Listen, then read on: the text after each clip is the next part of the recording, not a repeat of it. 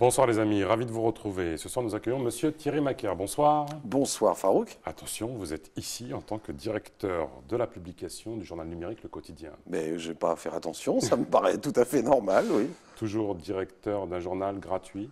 Toujours gratuit depuis maintenant 8 ans.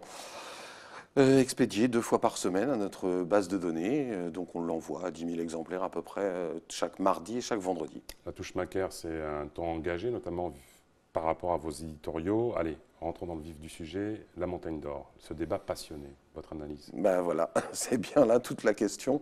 Ça fait des semaines, des mois maintenant qu'on est abreuvé d'informations venant de toutes parts.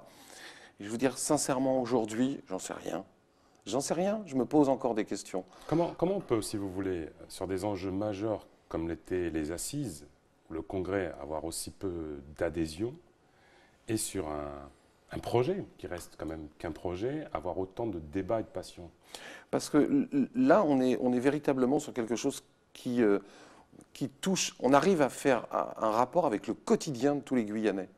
On parle d'emploi, mais on ne parle pas d'emploi au sens large, au sens général du terme. C'est-à-dire, demain, on va parler d'emploi sur les histoires d'emploi aidé, de comment baisser les charges des entreprises ou ci ou ça. Ça reste assez vague. Là, on parle d'emploi concret sur un lieu précis, avec des métiers précis. Donc, derrière, on parle de l'atteinte, d'une façon ou d'une autre, à la biodiversité guyanaise. On peut véritablement l'avoir de façon concrète. Alors que les assises ou tous ces grands endroits où tout le monde pense, de la prospective, ça concerne quelques personnes, mais ça ne concerne pas tout le monde. Et c'est vrai qu'il est difficile aujourd'hui, moi je considère que c'est difficile de prendre une position tranchée. À titre personnel, vous en avez une, vous? Mais justement, je viens de vous l'exprimer, c'est qu'aujourd'hui, je comprends parfaitement le fait que on a en face à nous une possibilité d'avoir de nombreux emplois.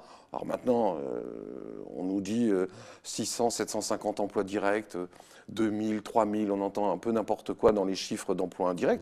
En tout cas, c'est beaucoup d'emplois à l'échelle de la Guyane. De l'autre côté, il y a effectivement, je comprends aussi l'aspect déforestation, atteinte à l'environnement, et puis ouverture sur d'autres choses, parce que ça peut être la première étape. Maintenant, je me dis en mon fort intérieur, j'ose espérer que la France est capable de maîtriser ce genre de dossier. Et puis, si jamais, a priori, je pense qu'on va aller vers une ouverture, mais il va falloir l'encadrer et puis rendre des comptes à la population au quotidien. L'autre sujet majeur d'actualité, c'est la crise à l'hôpital. Donc une énième crise à l'hôpital, de nombreuses grèves, une mobilisation, etc. Votre analyse? On va le prendre d'une façon plus générale. La crise de la santé en Guyane. Et ça, ce n'est pas non plus une nouveauté. Alors, la Guyane a pris beaucoup de retard. À un moment où... Ça fait même peur aujourd'hui, de se dire de risquer de tomber malade en Guyane. Oui, et puis il y a des moments où il vaut peut-être mieux pas tomber malade. Faire un AVC un samedi à minuit, je ne suis pas sûr que la prise en charge puisse être digne de ce nom immédiatement. On est comme dans beaucoup de domaines, pendant des années, on a fait avec. Alors, je ne vais pas refaire une énième diatribe contre l'État, mais il est vrai qu'on a laissé faire un certain nombre de choses. Il n'est pas logique qu'on ait autant de retard. Parce que là, on ne parle pas simplement d'acheter un nouvel appareil ou ci ou ça qui va nous permettre d'être à la pointe de la technologie. Non, c'est simplement avoir des chambres décentes dans lesquelles il n'y ait pas de champignons. Par rapport au personnel, il y a un discours un peu biaisé. Parce que d'un côté, on nous dit qu'on manque de professionnels du fait du manque d'attractivité du territoire. Or, en l'occurrence, il y a aussi un problème a priori de management parce qu'il y a beaucoup de médecins qui démissionnent du char. Votre analyse? Est-ce que c'est le manque d'attractivité ou c'est finalement un management conduit par l'ARS, par la direction? C'est tout un tas de choses. C'est qu'à un moment, on est dans une situation... Alors là, je ne parle pas en tant que spécialiste, donc on me pardonnera de peut-être être pas approximatif, mais de ne pas voir tous les éléments. La question qui se pose, on est dans une démarche où il faut faire des économies, il faut faire attention à tout. Ça veut dire que derrière, est-ce qu'on donne aux médecins, par exemple, aux médecins ou aux infirmières, les moyens de travailler. Je n'en suis pas certain. C'est qu'à un moment, on ne les met pas dans les meilleures conditions pour pouvoir travailler. Si vous voulez que la Guyane, si on veut globalement que la Guyane soit attractive, il faut donner les moyens de l'attractivité. Et l'attractivité, le management, ce n'est pas qu'un salaire.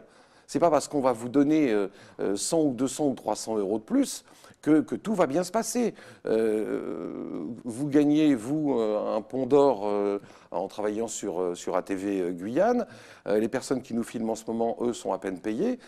Et pourtant, tout le monde aime son travail. Donc ça n'a rien à voir. Bon, je plaisante. On ne comprend pas, ça va être coupé au montage. Comme vous le savez qu'ici, on censure. Crise dans la presse. La presse qui, avec la concurrence des réseaux sociaux, aujourd'hui tout le monde se déclare pro de l'info. Votre analyse, ça va s'amplifier? C'est à l'image de ce qui existe un peu partout dans le monde. C'est que la crise de la presse, elle est mondiale. Aujourd'hui, ça va aussi avec le fait que aujourd'hui, il y a une presse, elle est très peu présente en Guyane.